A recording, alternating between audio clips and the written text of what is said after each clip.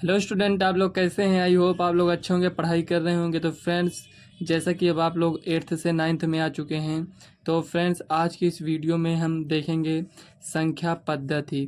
तो फ्रेंड्स, इस चैप्टर के बेसिक वीडियो हमने बनाया है। अगर आपने इसके पहले की वीडियो नहीं देखी है तो आप चैनल के प्लेलिस्ट में जाकर इसके पहले की वीडियो देख लीजिएगा, नहीं तो ये अध्याय आपको सही से समझ में नहीं आएगा। तो चलिए फ्रेंड्स, वीडियो को स्टार्ट करते हैं। तो फ्रेंड्स, आज की इस वीडियो में हम प्रश्नावली 1.1 को कवर करेंगे। तो फ्रेंड्स, जैसा कि आप देख सकते हैं, इसमें दिया है प्रश्नावली 1.1। तो इसमें पहला क्वेश्चन दिया है, क्या शून्य एक परिमेय संख्या है? क्या इसे आप p बटे q के रूप में लिख सकते हैं, जहां p और q पूर्णांक हैं और q नॉट इक्वल टू 0 है। दूसरा क्वेश्चन दिया है, 3 और 4 के बीच में 6 परिमेय संख्याएं ज्ञात कीजिए। तीसरा क्वेश्चन है, 3/5 और 4/5 के बीच 5 परिमेय संख्याएं ज्ञात कीजिए। और चौथा क्वेश्चन है, नीचे दिए गए कथन सत्य है या असत्य, कारण के साथ अपने उत्तर दीजिए।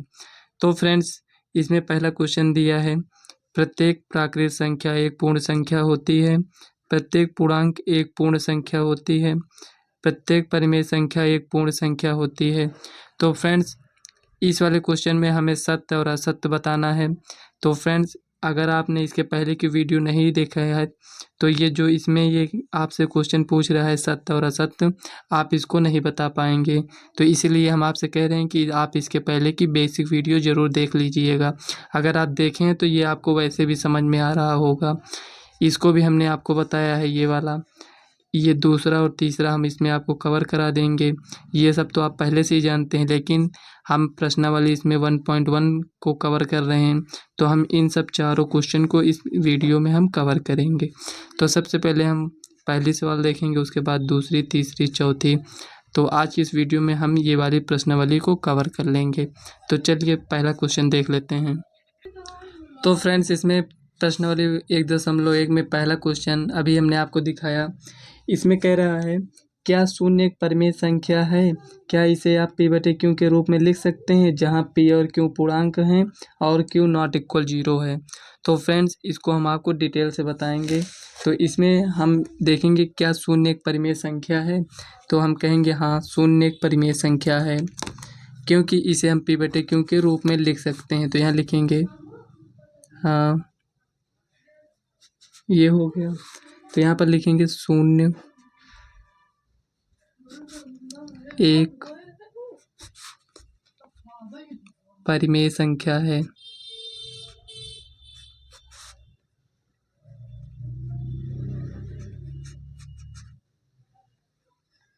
ये हो गया। इसे p बटे q के रूप में लिख सकते हैं, ये हमसे पूछ रहा था। तो हम कहेंगे कि हाँ, इसे हम p बटे q के रूप में लिख सकते हैं। तो यहाँ पर हम लिखेंगे इसे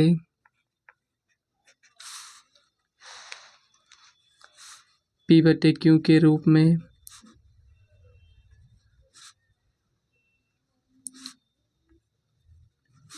लिखा जा सकता है।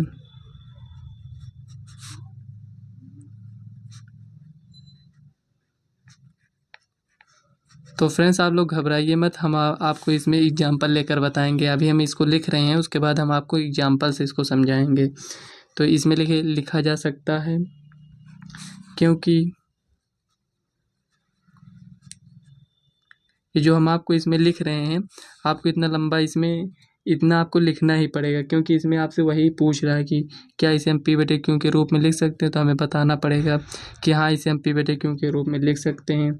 और कह रहा है कि जहाँ p और q पूर्णांक हैं और q नॉट इक्वल 0।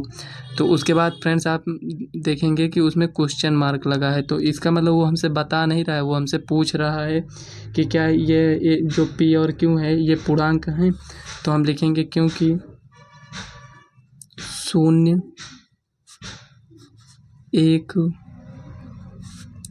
पूर्णांक है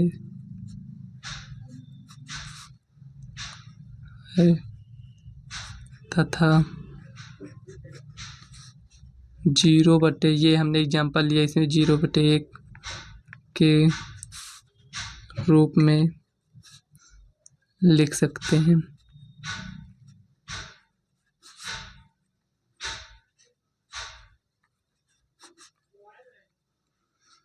तो फ्रेंड्स, परिमेय हमें पहचानने के लिए क्या पता होना चाहिए?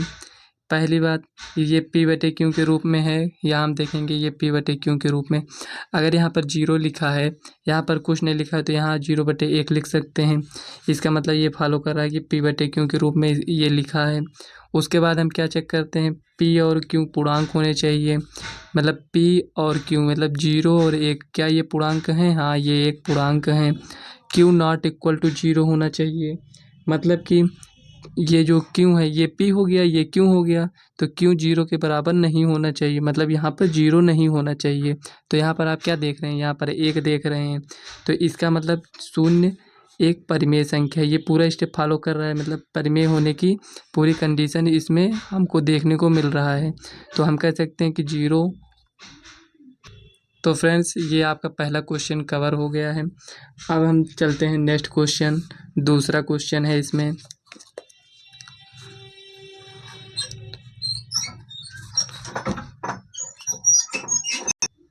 तो फ्रेंड्स, इसमें दूसरा क्वेश्चन कह रहा है 3 और 4 के बीच 6 परिमेय संख्याएं ज्ञात कीजिए। तो फ्रेंड्स, इसको ज्ञात करने के लिए आपके पास दो तरीका है, उसे हम आपको बता रहे हैं। इसको ज्ञात करने के लिए हम क्या करेंगे, तो चलिए इसको हम सॉल्व कर लेते हैं। दोनों तरीके से इसको हम आपको सॉल्व करना बताएंगे। तो फ्रेंड्स, हमसे क्वेश्चन में कह रहा है कि 3 और 4 के बीच 6 परिमेय संख्याएं ज्ञात कीजिए। तो पहले हम क्वेश्चन को यहाँ पर नोट कर लेते हैं। 3 और 4 के बीच 6 परिमेय संख्याएं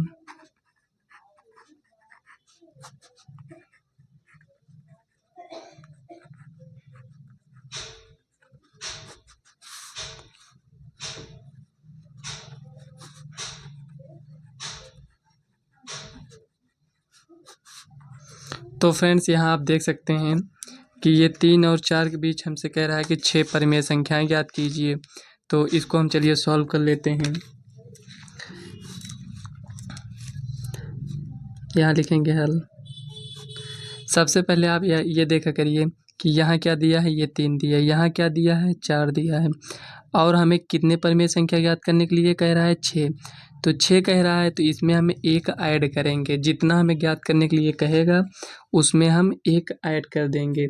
तो यहाँ पर हम लिखेंगे 3 और 4 के बीच 6 परिमेय संख्याएं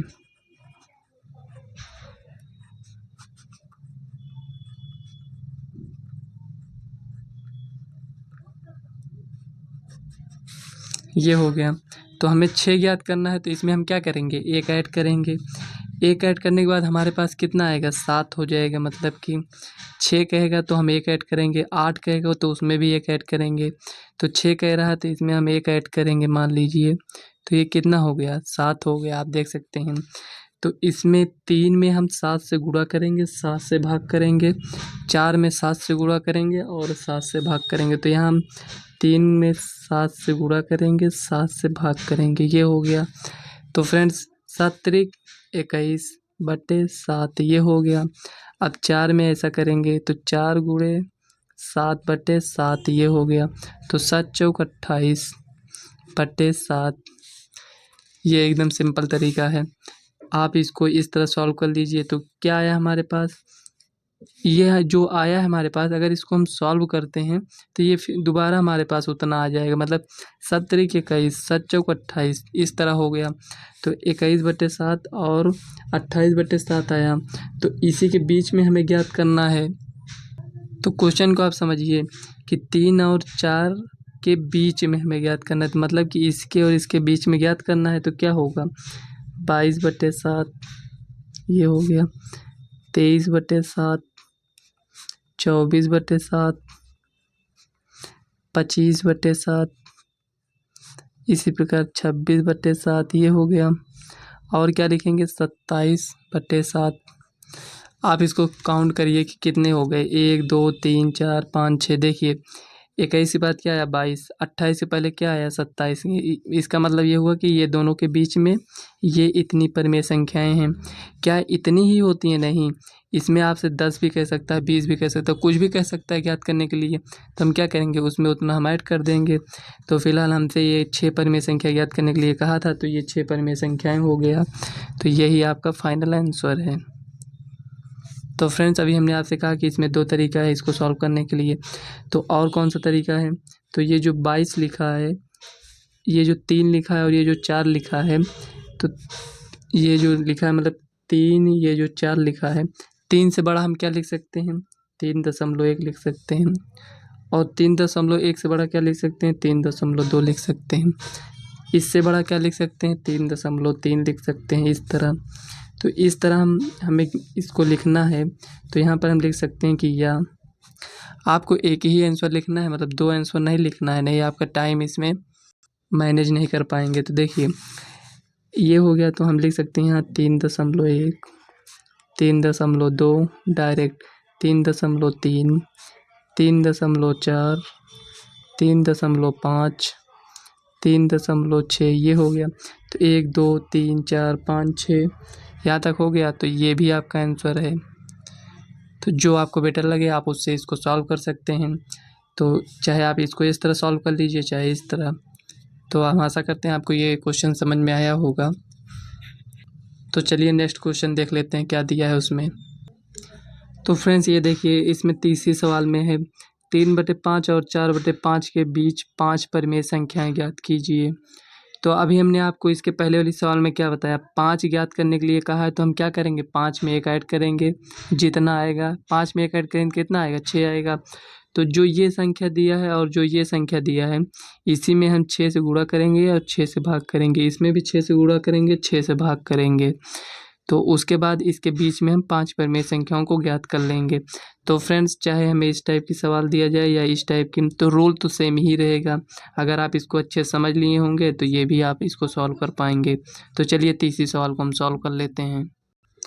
तो फ्रेंड्स, फाइनली हमने क्वेश्चन को नोट कर लिया है।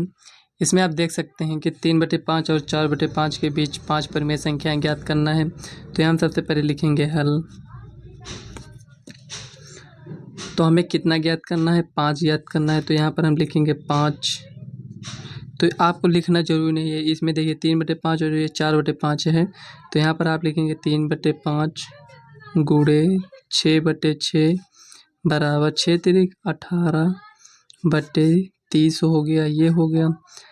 अब इसमें 4/5 है, तो यहाँ पर लिखेंगे 4/5 गुणे 6/6 इक्वल टू 6 चौको 24, 6 पंचे 30।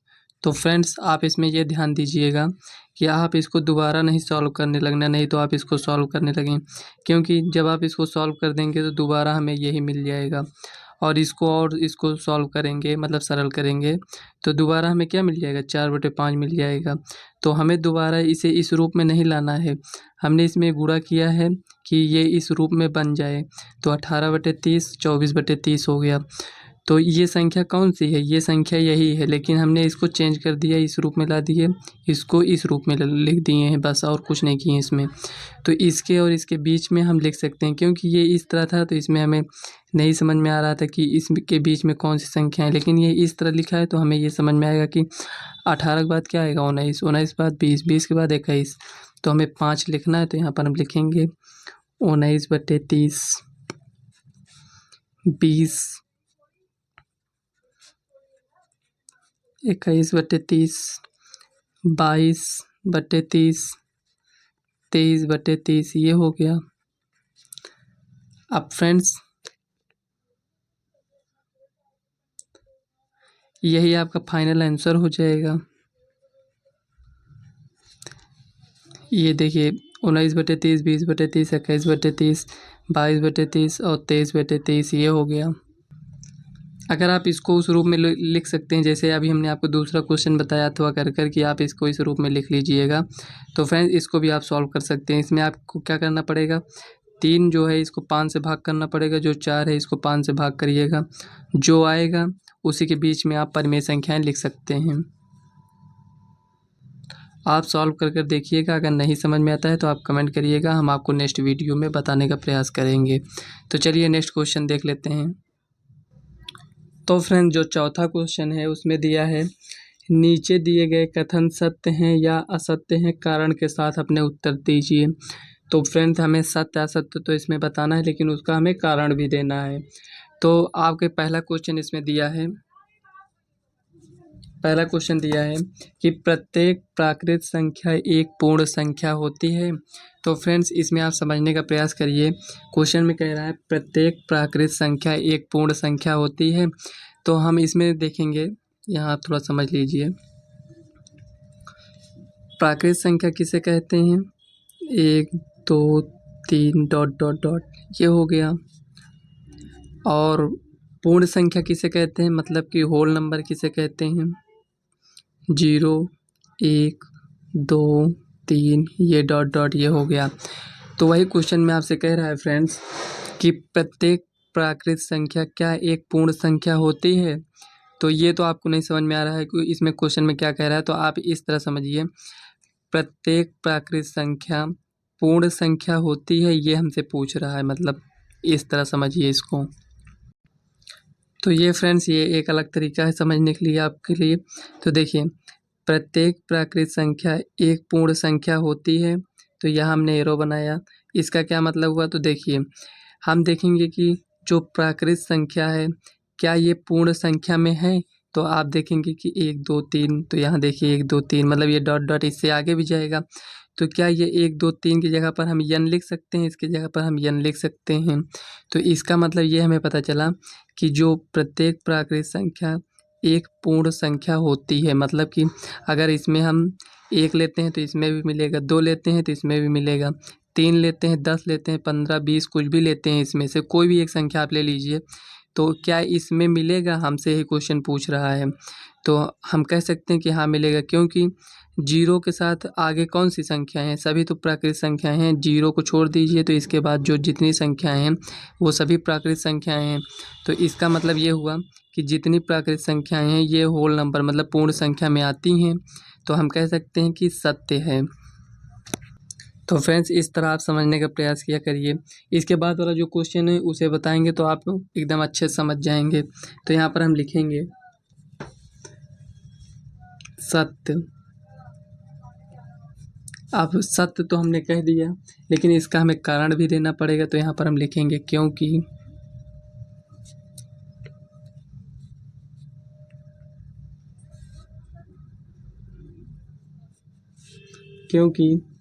पूर्ण संख्याओं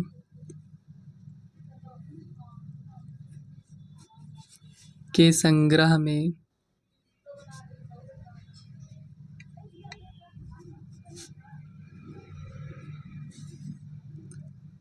प्राकृत संख्या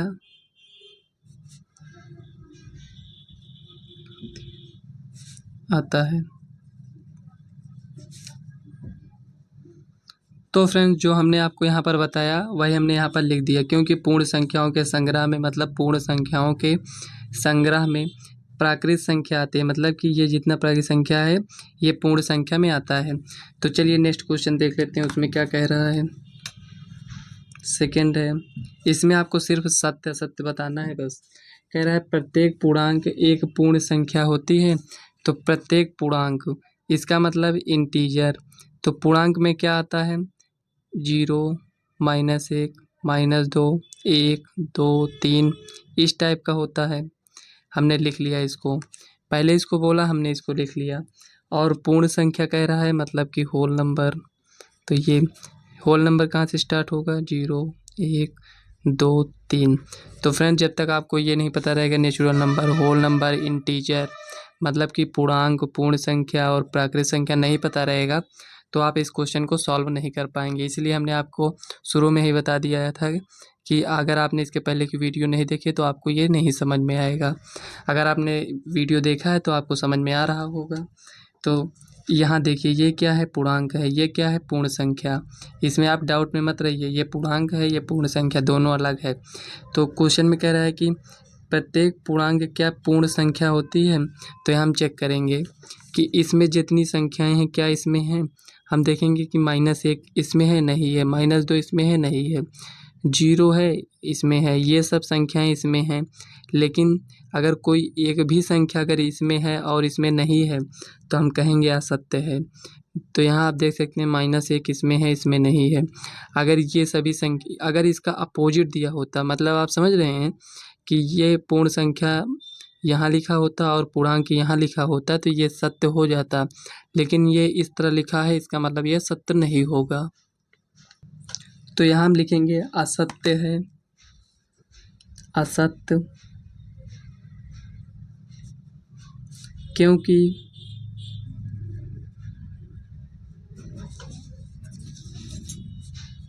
-3 एक पूर्णांक है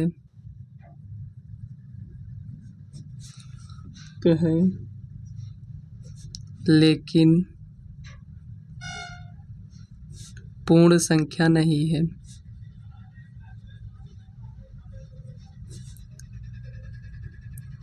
तो फ्रेंड्स यहाँ आप सोच रहे होंगे कि यहाँ पर हमने -3 ही क्यों लिया है। तो फ्रेंड्स यहाँ हमने -3 लिया है। आप यहाँ पर -1 -2 -3 -5 -10 कुछ भी लिख सकते हैं।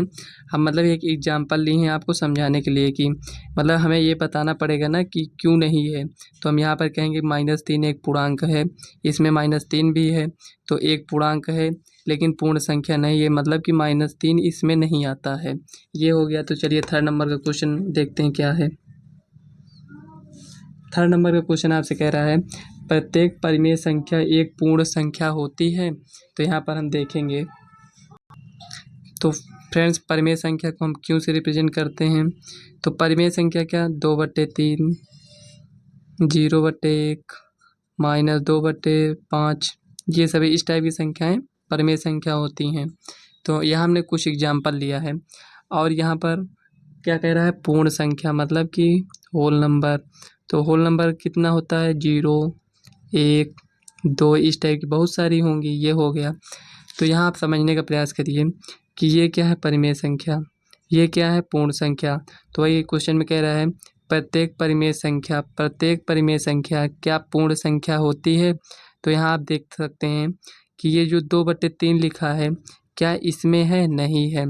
क्यों नहीं है? क्योंकि ये 0, 1, 2, 3 सभी इस टाइप की संख्याएं मिलेंगी, मतलब कि 4, 5, 6, 7, 8, मतलब ये आपको भिन्न के रूप में नहीं मिलेगा, मतलब फ्रैक्शन के रूप में नहीं मिलेगा, मतलब कि इस टाइप के नहीं मिलेगा। इस जैसे 2/3, 0/1, -2/5 ये जिस टाइप से इसमें लिखा है इस टाइप की संख्या इसमें नहीं मिलेगा। जो मिलेगा ये 0, 1, 2, 3 इस टाइप की संख्याएं मिलेंगी। तो यहाँ पर क्या हुआ, ये भी असत्य हो गया क्योंकि इस टाइप की संख्या हमें इसमें नहीं मिल रही है। तो वही यहाँ पर हम लिख देंगे असत्य, क्योंकि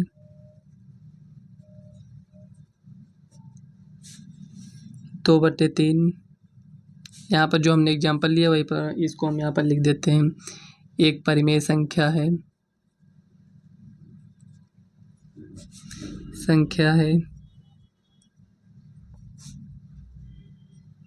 लेकिन एक पूर्ण संख्या नहीं है।